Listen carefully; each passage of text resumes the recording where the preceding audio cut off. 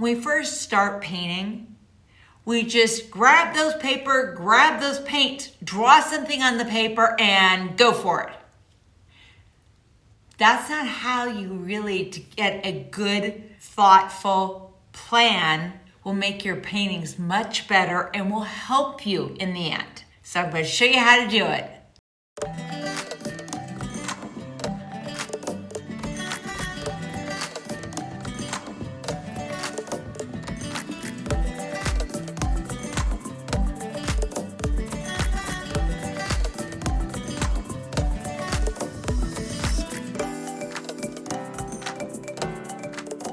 Hi, I'm Michelle Manriquez from Drop That Brush to help people who are not artists become artists. Please like, subscribe, and ring that bell. We're a new artist and I'm trying to paint. Hell, I'm even old artist. I'm trying to paint. First thing, get a subject. Something you like, flowers, people, whatever. It doesn't matter. If you're a beginner, let me explain to you what a beginner pick is versus a much more advanced pick. A beginner's pick would be a few petaled flower, 1, not 12. This would be a much more hard pick. There's a lot of information and this is not an easy picture to paint. So another one, here's an easy picture for children. This one, not so easy, a lot of information. So you're looking for a less information. This one, there are 3 simple shapes. 2 geese and 1 child in the back of the head. You can do that. Anybody can do that. When you look at this one, you'll see that there's a lot of information. There's plants, there is the child's face, there is the binky cup, the squash. It requires a lot more prep work and a lot more information and knowledge to be able to paint that. If you paint hard things at the beginning, you'll get frustrated. Better you paint simple things and get, semi-good paintings. Because when you do it really hard, you won't make it. And you'll be not happy and you'll think watercolor is really hard. And the reality is it just takes a little time to give your painting skills a chance to grow and evolve. I would encourage you to use your own pictures. And you're thinking, my pictures are bad. And they may be. We may have a video about that eventually too. But the more you take pictures, the better it gets. And I go to places that people are willing to pose. Renaissance fairs, Highland festivals, things for Christmas. Anybody who will pose and they will stand there and pose, that's the bomb. And I love that. I look for things, people walking their dog. Can you take a picture of your dog? You can do, of course, when you're out in nature, lots of pictures. Yeah, I've told my daughter, if I get in a fire, I am going to grab my dogs, and the second thing we'll grab will be my computer, right in front with my dogs. Because that has all of my pictures. I have thousands of pictures. I certainly won't paint them all, but ideas. I love ideas. You need to be aware that you really should do your own pictures. But okay, so you want a picture of a Dutch windmill. Where you want to go is you're going to look for places that are domain-free, copyright-free pictures on the internet. And what you're going to do is you're going to download it and then you're going to look at it. Here's the problem. Most of the free ones, they're any worse or better than probably what you can do. They don't have good light. They're not professionally made. The reason why you want those professional ones is because they're really good, that these people have really learned with their craft. And that's why we want to do it, because it's already set up. The work is done for us. But when we have to go on the main free, occasionally get a good picture, but you can sort through a lot of pictures to find one decent one. You can look at it. It's an okay way to do it, and it's legal. So here's one that I pulled out on the free copyrights on the internet. It's a nice picture. I actually used it for one of my videos. It's very simple. But here's what I had to do. Even though it's a nice picture, I had to make changes. So you can see here where I put it into a tracing paper and actually designed it differently, such as I shoved the trees over. I didn't want the sun right in the middle. I wanted to change that. There was nice trees on the edge of the paper, which that didn't work. We want the area that you look at where the sun is to have the pretty nice tree. So I shoved things over. I changed things. The little skinny lake, I made that a little bigger so we'd be able to see it. So there was like a little island it goes through. Again, you don't just take a picture and paint it. A lot of times you won't like it because you didn't take the time to design it well. I really encourage you to look at my design series. It will really help you, and it's really rare to take a picture and it doesn't need some kind of help. You want to set up the best picture you can and design it the best so you have the most opportunity to do well in that painting. Here you go, I've got this picture. Got it online too, it's free. I'm looking at it. It's a nice picture. Where's my focus? What should I focus on? Let's see. Well, there's a windmill kind of hidden. There is a beautiful sky. There is flowers in front. There's cool gates that are flipping upside down. All of those are cool pictures, but it's one picture. So what I would suggest, you take something like that and crop it down. Here, you can see the sky is the focus. Here, you see the fences. That was my focus that I thought was interesting because it was interesting. And I could run that river back and forth in that long field. And that could be a really neat picture. I could even make sure that there's some of those fences on the other side of the river so that there was balance between. How about the river itself? That could be one. That could just be one picture. Or the river and the flowers. What if the flowers are your focus? I have a green field. I want to get red flowers. So it really pops it. Would I put maybe some small background areas where there would be little red flowers in the background on the other side of the river? You know, you have to be creative and thoughtful about what we're doing because it makes it a better picture. A lot of photographs will not work unless it's been worked on. Again, I really encourage you to think about what you're painting. All right, on this final one, so the windmill is tucked behind bushes, which wouldn't be very good if that was my primary issue. So I could go online and free copyright and look for a picture with a windmill. That's cool. Here's the problem. If you do different pictures, the shading and the cast shadows and things have to be correct or you have to adjust it. And depending upon your drawing issues, it does make a difference. So here was one where it has a backlit and that would not work in this particular, I'm gonna show you how I do it. You're gonna laugh. I'm kind of embarrassed to say this is how I do it. But you know, I don't draw well. In order to adjust and learn and to design, you have to have some techniques.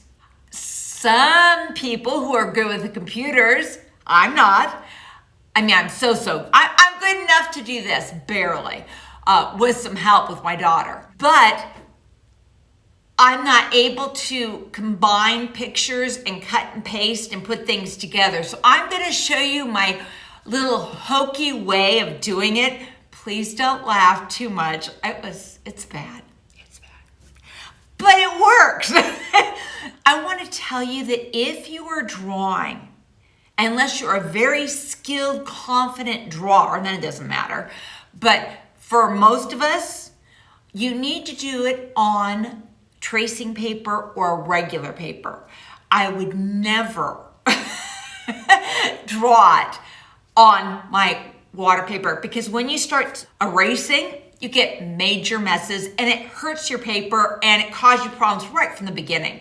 So everything I do it on tracing paper. Here's an example of that, where I had a picture, I traced it on using a light table.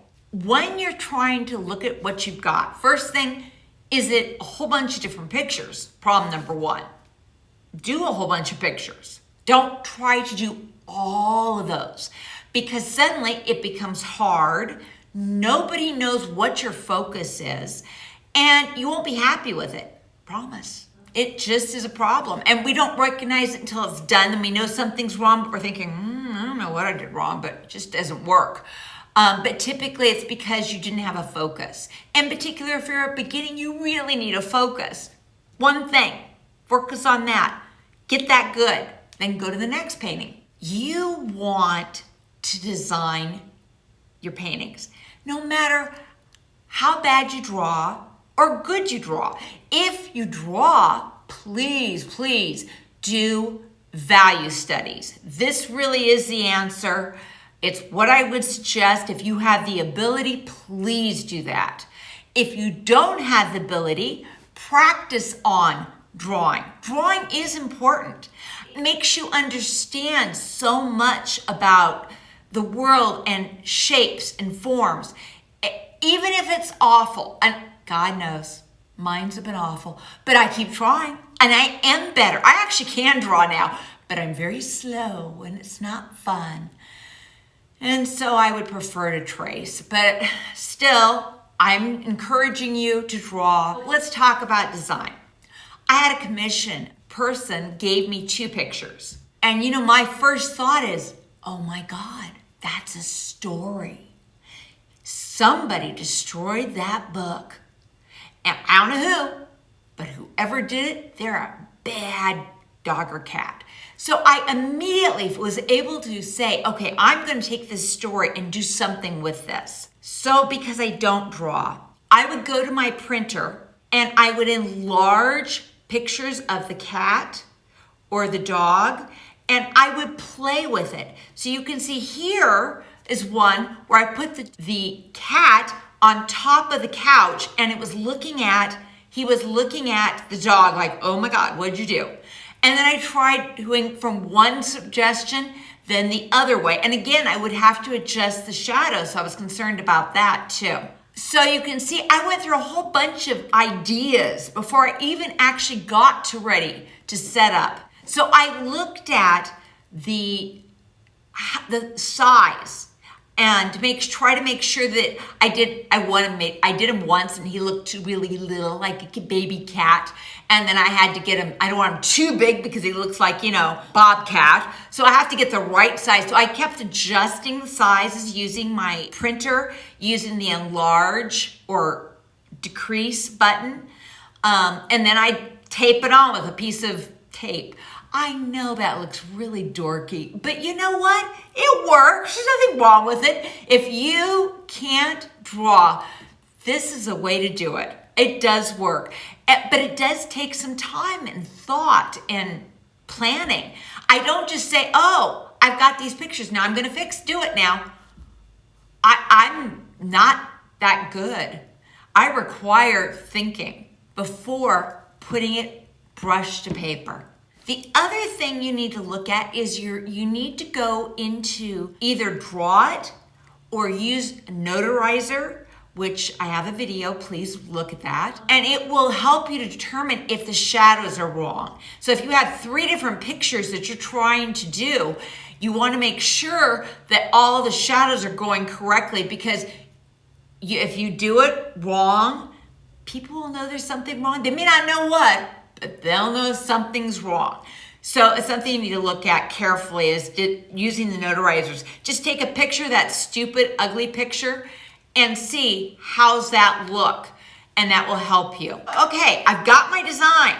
Once I had the placement and knew what I was gonna do, then I had to use the projector and I traced it on, shoving my projector forward and back till I got the correct size of the animals on the paper. Yeah, it's always fun. Again, better if you could draw. If you could draw, you're so smart. You are so the bomb. I think people who draw, it's so much better.